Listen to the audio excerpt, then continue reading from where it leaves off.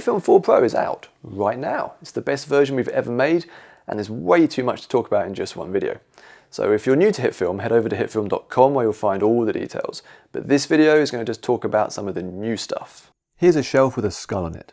There's a bunch of cool stuff going on here which is entirely new to HitFilm 4 Pro. Let's pick it apart. Okay, so here's what I started with, a high detail 3D scan of a human skull. And for the background, I'm just using a couple of basic 3D planes, nothing fancy. If I jump out to the perspective view, you can see just how simple the scene actually is.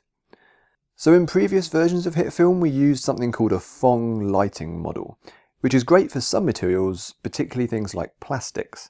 In HitFilm 4 Pro, we've now added a new lighting model called Cook Torrents, which is more suited to metals and rougher surfaces. Cook Torrents lets you pick from a bunch of different metallic surfaces, and for this skull, I decided to make it out of copper. You can adjust how the surface reacts to light in the model's material properties. Let's talk about another major feature. Here we have the skull lit by a single light. It looks cool, but now I'm going to turn on the new reflections feature. You can see now that the skull is receiving a diffused ambient blue bounce light off the back wall. To illustrate what's really going on here, let's go into the wall's properties, where you can see that its colour is being set by the fill effect. If I open up the colour palette and switch it to a different colour, such as this red, you can see that the skull now updates to the new colour. This is all thanks to the new real-time reflections. A huge benefit from this is the new diffused lighting, whereby 3D models can receive bounced light from nearby objects. It massively boosts the realism of your shots by creating a more naturalistic appearance. If I add a 4-point gradient to the floor, you can see the skull take on all those additional colours. It's all real time, so as I move the light around, the lighting on the skull changes depending on which parts of the wall and floor are most illuminated.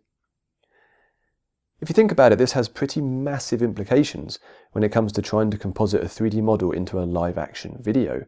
Now you can set it up so that the model receives its lighting from its surroundings, not just from your actual 3D lights.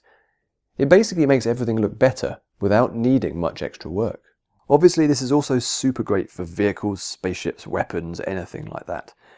There's a lot more detail on this in the updated user guide, and I'm sure we're going to be coming back to these features to look at them in more detail in videos later on in the year. Moving on, if I switch on my particle simulator, you can see that I've got this moody smoke floating around inside the skull. This kind of thing has always been really easy in HitFilm. There's no faffing about with fiddly compositing tricks or masking or multiple layers, because 3D models and 3D particles all exist in the same unified 3D space. You literally just put the smoke inside the skull and you're done. It's kind of how it should always be, right?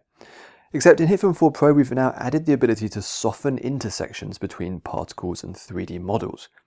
And that's why the smoke here looks so natural.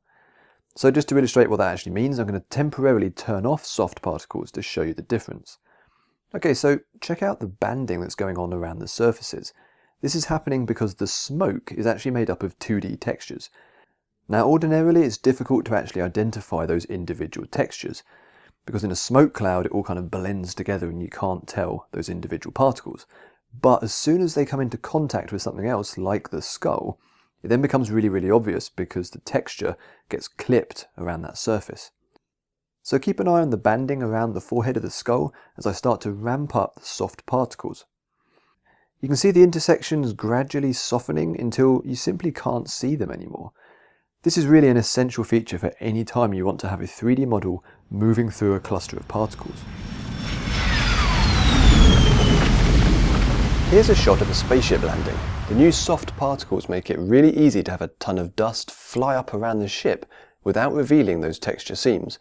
No matter where you put the camera, you know it's going to look good.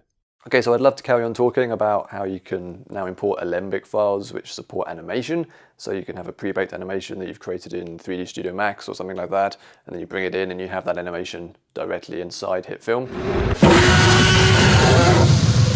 Love to talk about that, but I've got to move on and talk about the new grid emitters for the particle simulator. So the particle simulator has always been a chaotic system. That's kind of the point of it. So, you set up your area, particles spawn at random within that area, and then you can influence them using forces and deflectors. That's great. It's great if you're doing atmospherics and that kind of thing, but sometimes you want something a bit more regimented. Maybe you want to use the particle system for some motion graphics purposes. And that's where the new grid emitters come in. Now here you can see I've put together a few 3D buildings to form a typical city block. Spawning this out into a full cityscape is now really easy, and none of those particles will overlap because they're being placed based on a defined grid pattern. Or if you take an abstract 3D model that's kind of spiky, you can suddenly create interesting snowflake and ice sculptures. All of your motion graphics artists are going to absolutely love the grid emitters, and something else you're going to like is the fact that 3D objects from VFX is now included with every copy of HitFilm 4 Pro. So that's a $299 titling plugin that you just get with HitFilm now. It delivers full control over your text, throws in advanced extrusion and beveling, puts it all into 3D and adds some really interesting built-in 3D distortion and animation tricks. Of course, you also get Mocha HitFilm from Imagineer Systems for all your planar tracking needs. That's actually been upgraded a little bit as well, so you can now use it to create corner pinning data, which is really useful. You also still get over 130 HitFilm effects as plugins because we like making your other video software better. So you can use a load of HitFilm stuff inside Premiere, DaVinci Resolve, Final Cut Pro, and Sony Catalyst. So I've not been able to cover everything in this video. I've not even got into the new spatial interpolation controls on the viewer or the animation value graph, which completely transforms the kind of animation you can do in the software. I've not talked about the audio effects, particularly the Doppler effect, where you can actually assign a sound effect to a 3D object that's flying around in your scene and it will add Doppler shift to it automatically. That's kind of cool. Also, the HitFilm editor has been upgraded, so we now have proper JKL playback, both reverse and forward, so the editors among you are going to love that. We have a new rate stretch tool, so you can adjust your layers and clips playback speed really easily. Okay, so that's HitFilm 4 Pro. I'm sure you've got loads of questions, so do ask in the comments on this YouTube video or head over to the forum. Wherever you ask them, we'll be keeping an eye and answering everything that we possibly can. So thank you very much for watching, and I'll see you in a couple of weeks.